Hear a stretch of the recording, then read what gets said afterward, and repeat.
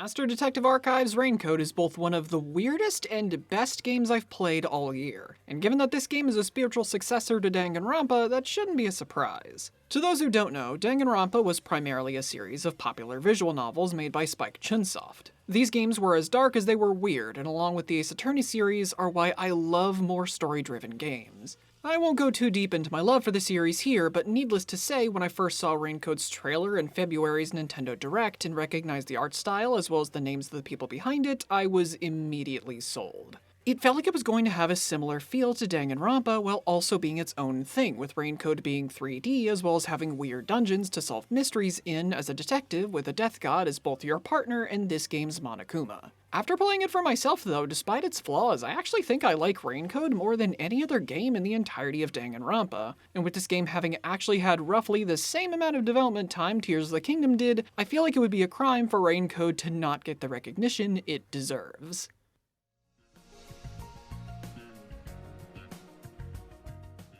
Our story starts shortly after our protagonist, a detective in training called Yuma, gave himself amnesia in exchange for the service of a death god called Shinigami. The reasons why only she knows, with his one lead being Kanai Ward, a city plagued with unsolved mysteries. Yuma and some master detectives with a special ability, or forte as they're called, have been assigned to investigate by the World Detective Organization. See, Kanai Ward is a city that's been completely isolated by Amaterasu, a megacorporation in control of the city that seems determined to cover up anything and everything that happens in it. With Shinigami's help, Yuma's job is to figure out what Kanai Ward's ultimate secret is, all while solving mysteries along the way by investigating and then destroying mystery labyrinths, manifestations of unsolved cases. Raincode's story starts off really strong and makes a great first impression, with it giving you a pretty good idea of just what you're getting into, both from Chapter 0's wonderful mystery as well as Yuma and Shinigami's relationship. Shinigami as a partner is rude, kind of out there, probably has a fetish for mystery solving, and is kinda what Yuma needs right now.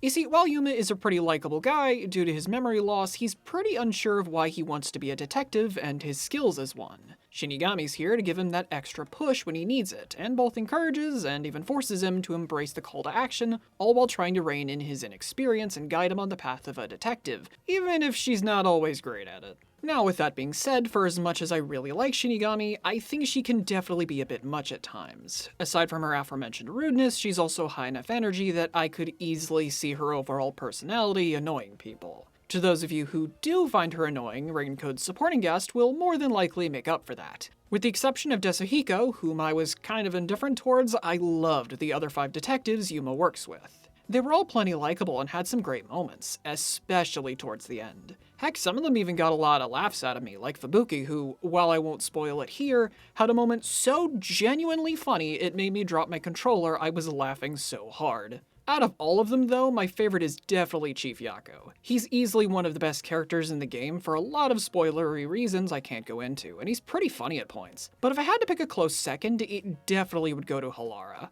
Admittedly though, it's primarily because their love of cats is incredibly endearing for me, and I have an immense amount of pity for them since they're also tragically allergic to them. That being said, this is of course a game about solving mysteries, and I think now's about time we finally get to that, because despite its problems, Raincode has a pretty strong lineup of cases.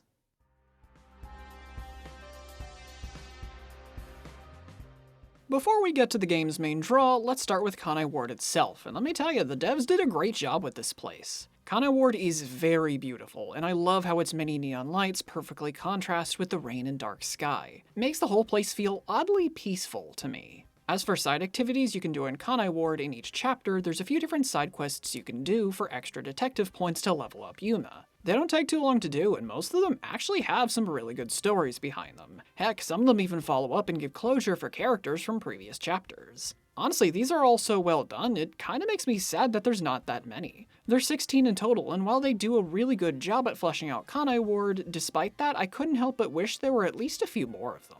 Aside from those though, you also have the 25 memory shards scattered throughout the city. These aren't memories of Yuma's past like you would think. In actuality, these are conversations Yuma had with the other master detectives and Chief Yako that he just forgot, I guess. Aside from the 25 detective points you get from finding one, the memory shards are here to give some more character development and screen time for each member of the main cast, with some of my favorites coming from Halara and Fubuki. They aren't too hard to find, but keep in mind that some of them are only available in specific chapters, so if you miss one, you'll have to wait until after you beat the game to go back and get it. With all that said though, let's finally get to the mystery labyrinths, because while they were great and I love the idea behind them, they have a few issues that kinda bug me. At the end of each chapter, once you're done investigating, Shinigami will manifest the mystery labyrinth associated with that case. In these, you'll be using solution keys, evidence that Shinigami, we'll say materializes in the form of keys to solve puzzles. To go along with them though, you'll also be getting the Solution Blade, a weapon Yuma primarily uses when fighting mystery phantoms that he, we'll say unsheathes from Shinigami. So to start this off, the mystery labyrinths are far too forgiving and easy. Like, actually dying would require genuine effort easy. Now, for a game like this, I'm totally okay with there being a lack of any major challenge. That just helps to make sure players can be engaged with the story, which of course is why they're here. But Raincode's easy to a point where it's kind of jarring. You of course will take damage from any mistakes you make, and from getting hit by Mystery Phantom's attacks during reasoning death matches, but the damage you take may as well be the equivalent of somebody flicking you. To reinforce this point, in Raincode, as you level up, you'll get skill points you can use to buy upgrades from Yuma's skill tree, with one of those branches being dedicated to health. Of the 5 health upgrades, I only ever bought 2 of them, because it's genuinely all I could have ever needed. Those 2 upgrades combined with how minimal damage you'll be taking if you mess up or take a hit means there's genuinely no threat of death. You can make basically as many mistakes as you want and you'll be fine. Heck, there are other upgrades that'll reduce how many incorrect solution keys you'll have during a reasoning deathmatch, and when you sometimes only have 2 keys, it gets pretty easy to figure out what the right answer is.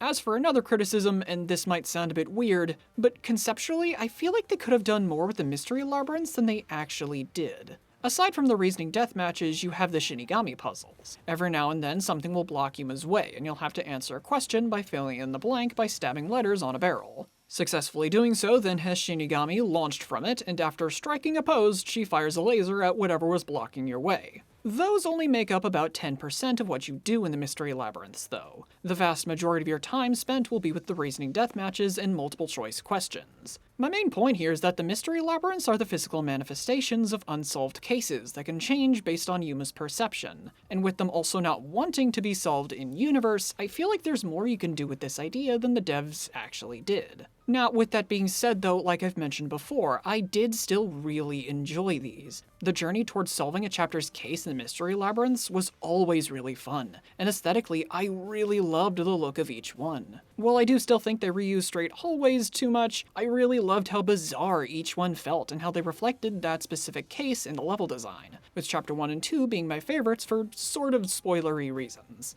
I also really liked the cases for each chapter, and while Chapter 1's was kinda weak, the rest were pretty good, with the last 2 actually being incredible. Like, genuinely, the last third of Raincode shot it straight into my top 5 games to come out this year. I can't stress enough how good it is.